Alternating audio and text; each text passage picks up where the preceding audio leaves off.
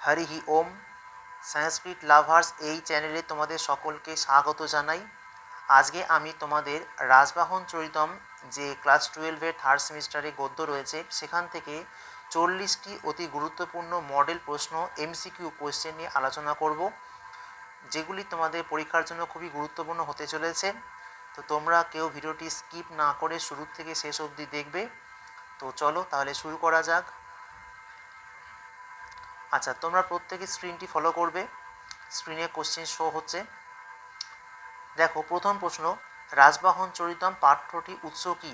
আমরা ইতিমধ্যে জেনে গেছি রাজবাহন চরিতম এটি দশকুমার চরিতমের প্রথম একটি উচ্ছ্বাস, তাই তো? তাহলে উত্তর হচ্ছে option D, Dashakumara চরিতম। Next question, Rajavahana চরিতম গদ্যটি Dashakumara চরিতের কোথা থেকে নেওয়া হয়েছে? আচ্ছা, রাজবাহন চরিতম এটি দশকুমার চরিতে আমরা পড়েছি মোট 3টি বিভাগ রয়েছে। এক হচ্ছে পূর্ব পীঠিকা, 2 হচ্ছে মূল ভাগ, 3 হচ্ছে উত্তর পীঠিকা। তাহলে মূল ভাগ যেটি রয়েছে সেখানে মোট 8টি উচ্ছ্বাস রয়েছে। 8টি উচ্ছ্বাসে যে প্রথম উচ্ছ্বাস রাজবাহন চরিতম সেখান থেকে গৃহীত হয়েছে। তাহলে উত্তর হচ্ছে অপশান সি, প্রথম উচ্ছ্বাস। নেক্সট কোয়েশ্চেন, দশকুমার চরিতমে কটি অংশ কী কী? দশকুমার চরিতমের 3টি অংশ, আমি এক্ষুনি বললাম, পূর্ব পীঠিকা, মূল ভাগ এবং উত্তর পীঠিকা। তাহলে অপশান সি হচ্ছে রাইট অ্যান্সার। তারপর নেক্সট কোয়েশ্চেন, দশকুমার চরিতমে কতজন কুমারের উল্লেখ আছে? দশকুমার মানে 10 জন কুমারের উল্লেখ আছে। অপশান বি হচ্ছে রাইট অ্যান্সার। আচ্ছা, নেক্সট কোয়েশ্চেন চলে যাই। রাজবাহন চরিতম এই যে পাঠ্যটি রচয়িতা হলেন কে? দণ্ডী, তাই তো? রাজবাহন চরিতম এই পাঠ্যটি রচয়িতা হলেন দণ্ডী। Option C. আচ্ছা, নেক্সট কোয়েশ্চেন, দণ্ডির পিতা ছিলেন কে? দণ্ডির পিতা ছিলেন বীর দত্ত। অপশান এ হচ্ছে রাইট অ্যান্সার, দণ্ডির পিতা ছিলেন বীর দত্ত। আচ্ছা, দণ্ডির মাতা কে ছিলেন? আমরা পড়েছি ইতিপূর্বে যে দণ্ডির পিতা হচ্ছে বীর দত্ত, দণ্ডির মাতা ছিলেন গৌরী দেবী। অপশান বি হচ্ছে রাইট অ্যান্সার, গৌরী দেবী হচ্ছে right answer. Next question, Rajvahan Charitam পাঠ্যটি কী জাতীয় রচনা? না, রাজবাহন চরিতম পাঠ্যটি এটি হচ্ছে একটি গদ্য কাব্য, তাই তো? এটি হচ্ছে গদ্য কাব্য বলা হয়। তাহলে রাজবাহন চরিতম পাঠ্যটি কী জাতীয় রচনা? না, রাজবাহন চরিতম পাঠ্যটি এটি হচ্ছে এক প্রকার গদ্য কাব্য। Option B. আচ্ছা, নেক্সট কোয়েশ্চেন, রাজবাহন চরিতমের নায়ক তথা কেন্দ্রীয় চরিত্র কে আছেন? না, রাজবাহন, তাই তো? রাজবাহন স্বয়ং নিজেই তিনি হচ্ছেন আমাদের রাজবাহন চরিতমের কিন্তু নায়ক তথা কেন্দ্রীয় চরিত্র। তাহলে option D is the right answer. 10 number question, Rajavahana কোন রাজ্যের রাজপুত্র ছিলেন? আমরা প্রত্যেকে জানি যে মগধ রাজহংসের পুত্র রাজবাহন। তাহলে তিনি কোন রাজ্যের রাজা? তিনি হচ্ছে মগধ রাজ্যের রাজা। ও হচ্ছে অপশান সি হচ্ছে রাইট আনসার এখানে।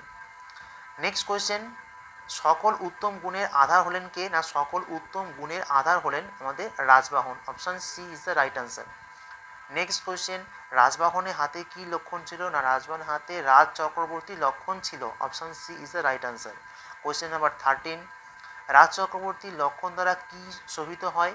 না, রাজ চক্রবর্তী এর দ্বারাই মানে বোঝা যায় যে পদ্ম আর চক্র একত্রিত হয়ে হচ্ছে রাজ চক্রবর্তী, ঠিক আছে? পদ্ম আর চক্র, পদ্ম এবং চক্র একত্রিত হয় রাজ চক্রবর্তী লক্ষণ বা যোগ।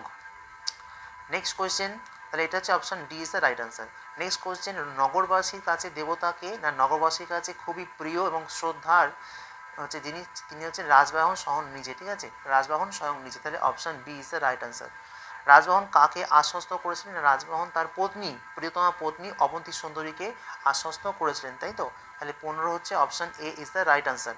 কোয়েশ্চেন নাম্বার 16 বলছে রাজবাহন কি করেছিলেন? রাজবাহন তিনি তার শত্রুর বশ্যতা গ্রহণ করেন। Option B is the right answer, তিনি চন্ডবর্মার বশ্যতা গ্রহণ করেছিলেন, তাই তো? আচ্ছা, নেক্সট কোয়েশ্চেন নাম্বার 17, রাজবাহনের প্রতিপক্ষ কে ছিল? রাজবাহনের প্রতিপক্ষ ছিলেন চন্ডবর্মা, তাই তো? ক্রূরকর্মা বলা হয় তাকে, খুব ভীষণ তেজি। আচ্ছা, Chandavarma is the right answer, option C. Question number 18 বলছে কার পা শৃঙ্খলে বাঁধা ছিল? আমরা দেখেছি যে রাজবাহনের পা শৃঙ্খলে বাঁধা ছিল, ঠিক আছে? Option B is the right answer. কিরূপ শৃঙ্খলে রাজবাহনের পা বদ্ধ ছিল? না, রৌপ্য শৃঙ্খল, ঠিক আছে? রৌপ্য শৃঙ্খলে আমরা দেখেছি, তাই না?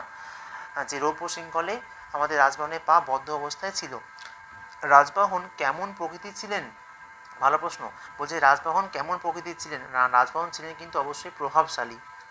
Option C is the right answer. আচ্ছা, রাজবাহনের পিতা ছিলেন কে? রাজবাহনের পিতা ছিলেন মগধ রাজহংস, তাই তো? তাহলে রাজহংস হচ্ছে রাজবাহনের পিতা হচ্ছে রাজহংস। নেক্সট কোয়েশ্চেন, রাজবাহনের পা ছিল কেমন? না, রাজবাহনের পা ছিল পদ্মের মতো, তাই তো? 22 অপশান ডি হচ্ছে রাইট আনসার। হ্যাঁ, রাজবাহনের পা ছিল কেমন না পদ্মের মতো। Option D is the right answer. 22 হচ্ছে অপশান ডি হচ্ছে রাইট আনসার। আচ্ছা, 23 নম্বর প্রশ্ন হচ্ছে কলাবিদ্যায় পারদর্শী ছিলেন কে? আমরা সকলে দেখেছি যে কলাবিদ্যায় পারদর্শী ছিলেন রাজবাহন স্বয়ং নিজে, তাই তো অপশান ডি। আচ্ছা, চন্দ্রবর্মা রাজবাহনকে কি করা হয় বলে জানিয়েছেন?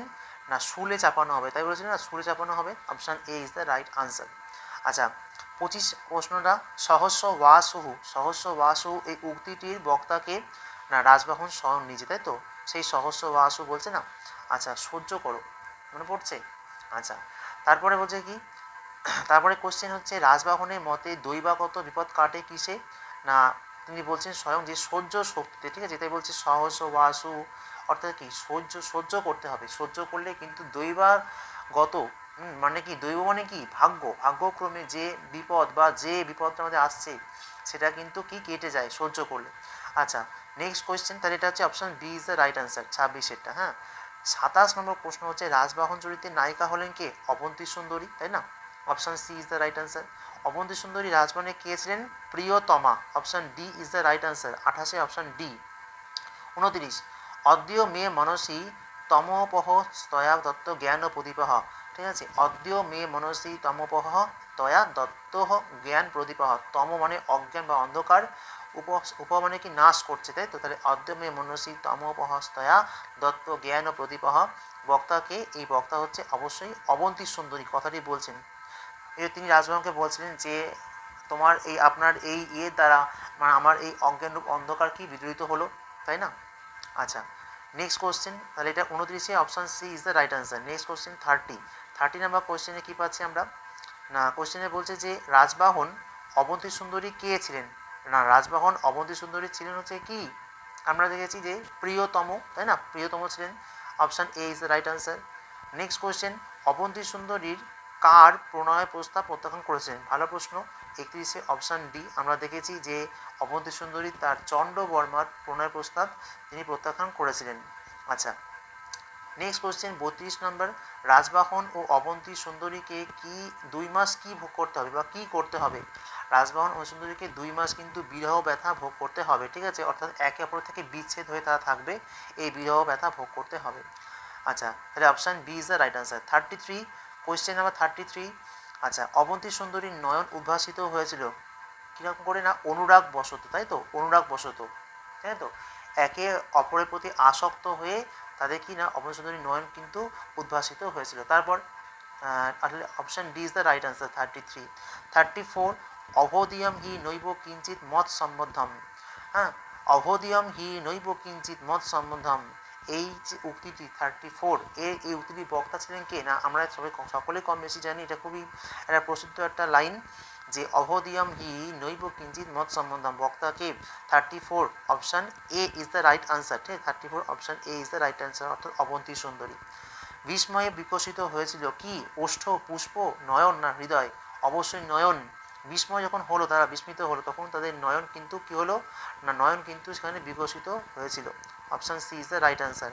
নেক্সট কোশ্চেন, রাজবাহন ও অবন্তী সুন্দরী পূর্বজন্মে কে ছিলেন? স্বামী স্ত্রী তারা ছিলেন কিন্তু, ঠিক আছে, রাজবাহন অবন্তী সুন্দরী কিন্তু পূর্বজন্মে স্বামী স্ত্রী ছিলেন, তাহলে 36 অ্যান্সার অপশান সি, ঠিক আছে। নেক্সট কোয়েশ্চেন 37, অবন্তী সুন্দরী কার কন্যা ছিলেন? আমরা জানি যে মালবরাজ মানসারের কন্যা ছিলেন অবন্তী সুন্দরী, তাহলে option A is the right answer. আচ্ছা, 38 কোয়েশ্চেন, যে কার শ্রবণেন্দ্রিয় ধন্য হয়েছিল?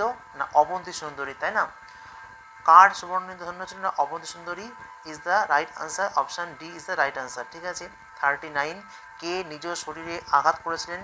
মানে কি অবন্তী সুন্দরী is the right answer, option A, ঠিক আছে, option A is the right answer, মানে অবন্তী সুন্দরী তিনি কিন্তু তার নিজের শরীরে আঘাত করছেন যখন দেখলেন যে তার প্রিয়তমর যে পায়ে রৌপ্য শৃঙ্খল বদ্ধ অবস্থায় রয়েছে সেই সময়, তাই না। আচ্ছা, এবং তিনি শঙ্কিত হয়েছিলেন, তাই তো। আচ্ছা, নেক্সট কোয়েশ্চেন, অবন্তী সুন্দরী কি নিয়ে অনুশোচনা করছিলেন? যুদ্ধ, বিবাহ, উৎসব না গুপ্ত আঘাত? অবশ্যই বিবাহ নিয়ে। তাদের যে গান্ধর্ব মতে বিবাহ হয়েছে সেই প্রকৃতি মাতাকে সাক্ষী রেখে সেখানে কেউ তাকে সম্প্রদান করেননি। আচ্ছা, কেবল পাত্র এবং পাত্রী থাকবে, গান্ধর্ব মতে বিবাহ হয়েছে। আচ্ছা, সেইখানে নিয়ে তিনি তার শঙ্কা বা অনুশোচনা কিন্তু তিনি করছেন। পরবর্তীকালে দেখতে পাচ্ছি আমরা যে আমাদের রাজবাহন তিনি চতুর্দশ ভুবন বৃত্তান্ত শ্রবণ করিয়ে তাকে শান্ত করেন এবং তাকে আশ্বস্ত করলেন, তাই তো? তাহলে এই প্রশ্নটা হচ্ছে অবন্তী সুন্দরী কি নিয়ে অনুশোচনা করছিলেন? অপশান বি, বিবাহ ইজ দ্য রাইট আনসার। এই ছিল তোমাদের 40টি মডেল প্রশ্নোত্তর। আশা করি তোমাদের প্রত্যেকের সেশনটা খুব ভালো লেগেছে। তো তোমরা সকলে এইভাবে চ্যানেলটি সাবস্ক্রাইব করবে, সায়েন্সফিট লাভার্স এই চ্যানেলটি সাবস্ক্রাইব করে পাশে থাকবে। আমি পরবর্তীকালে এখান থেকে আমি আরও মডেল পোস্ট কোয়েশ্চেন এমসিকিউ নিয়ে আমি আলোচনা করব এবং পরবর্তীকালে আমার যে পদ্য রয়েছে আমি সেটাই পাঠ করব। আচ্ছা, তোমরা সকলে এই চ্যানেলটির সাথে থাকবে। সকলকে অসংখ্য ধন্যবাদ।